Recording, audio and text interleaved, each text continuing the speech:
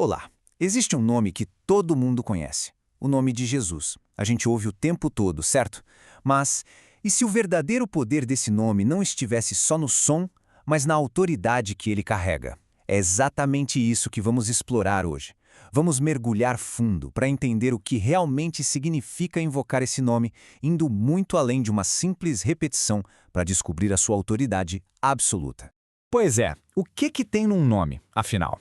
É só uma etiqueta que a gente usa para identificar as coisas? Ou será que um nome pode carregar algo muito, mas muito maior? Hoje, a gente vai ver que um nome pode ser literalmente a chave para uma autoridade que transcende o nosso mundo. Olha só o nosso roteiro de hoje. Primeiro, vamos entender como a comunicação divina foi de pedacinhos para uma revelação completa. Depois, vamos destrinchar a autoridade que existe por trás de um nome. Aí, vamos separar o que é um selo de autoridade de uma, digamos, fórmula mágica. Em seguida, veremos como trazer isso para o nosso dia a dia e, para fechar, o grande convite que tudo isso nos faz. Então vamos lá.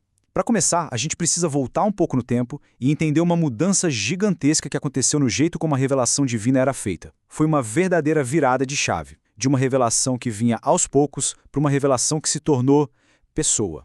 E essa mudança, gente, é a base de tudo. Pensa assim, antigamente a revelação de Deus era tipo um quebra-cabeça gigante.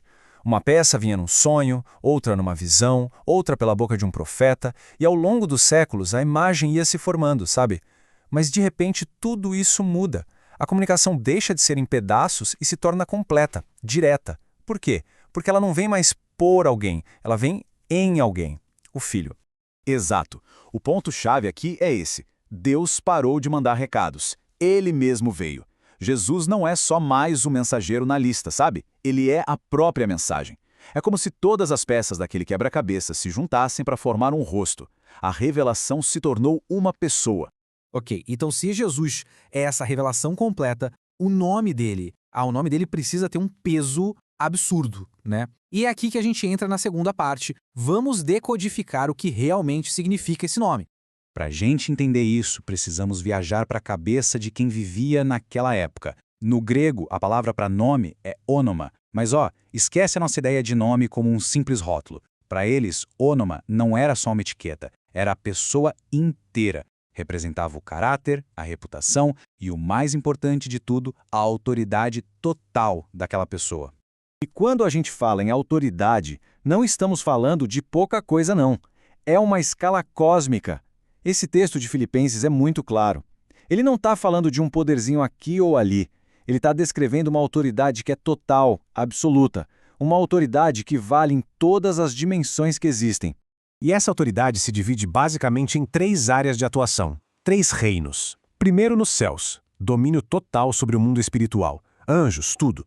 Segundo, na terra, autoridade sobre o mundo físico, governos, doenças, a própria natureza. E terceiro, debaixo da terra, autoridade sobre todo o reino das trevas. A conclusão é simples e direta. Não tem nada, nenhum poder, nenhum problema, em lugar nenhum que escape dessa jurisdição. Beleza, a autoridade é total, mas a grande pergunta é, como é que se acessa isso? Porque, vamos ser sinceros, muita gente trata a frase "em nome de Jesus" como se fosse um abracadabra, né? Uma palavra mágica. Mas o que a gente vai ver agora é que a coisa é bem diferente. Então, fica a pergunta no ar. É só falar as palavras e, puf, o poder aparece? O mundo espiritual funciona na base da repetição, tipo um comando de voz. Ou será que ele responde a algo bem mais profundo? Para ajudar a gente a entender essa diferença, existe uma metáfora perfeita. Uma imagem que todo mundo daquela época entenderia na hora. A imagem de um anel de selo romano. Imagina a cena, o embaixador de Roma. Sozinho ele não é ninguém, mas aí o próprio imperador entrega a ele o seu anel de selo. A partir daquele momento, aquele embaixador não age mais com a força dele. Ele age com a força de todo o Império Romano. Quando ele sela um documento, não é a palavra dele que vale, é a palavra de César, com todas as legiões por trás. Só tinha uma regra, claro. O anel só podia ser usado para fazer a vontade do imperador. É exatamente essa a ideia. Usar o nome de Jesus é agir como um embaixador, com a autoridade dele para fazer a vontade dele, não a nossa. Tá, mas e se alguém tentasse usar esse anel sem ter autorização? Alguém que não é embaixador? Bom, a Bíblia conta uma história que serve de um baita alerta sobre isso. A história é incrível e até um pouco assustadora. Uns caras, uns exorcistas, viram Paulo usando o nome de Jesus e pensaram, opa, boa ideia, e tentaram fazer o mesmo, como se fosse um truque. A resposta que eles levaram do mundo espiritual foi cortante. Jesus eu conheço, e sei quem é Paulo, mas vocês, quem são vocês? A lição é pesada, né? O poder não tá na palavra repetida, tá na relação, no reconhecimento. Ok? Então, já vimos que não é uma fórmula mágica para usar só na hora do aperto. Então, o que é? A ideia que surge é que viver nesse nome não é um ato, é uma atmosfera. É o ar que se respira. E o apóstolo Paulo, lá em Colossenses, leva isso para o nível do nosso dia a dia. Ele diz que tudo, absolutamente tudo que a gente fizer, seja em palavra ou em ação, deve ser feito no nome do Senhor Jesus.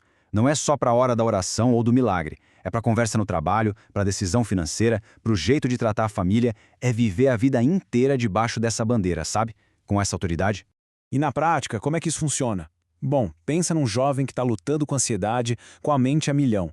É usar essa autoridade para trazer a paz e a ordem do reino de Deus para dentro desse caos mental.